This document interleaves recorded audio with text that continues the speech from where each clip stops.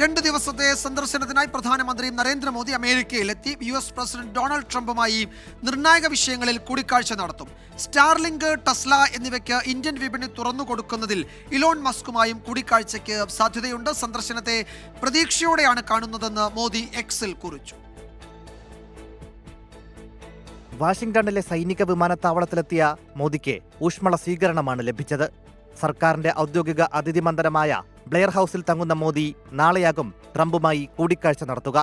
US intelligence director Tulsi ഗബാർഡുമായി കൂടിക്കാഴ്ച നടത്തുന്ന പ്രധാനമന്ത്രി നരേന്ദ്രമോദി ഭീകരവിരുദ്ധ പ്രവർത്തനങ്ങളിലടക്കം ഇരു രാജ്യങ്ങളുടെയും ഇന്റലിജൻസ് വിഭാഗങ്ങൾ തമ്മിലുള്ള സഹകരണത്തെക്കുറിച്ച് ചർച്ച നടത്തി.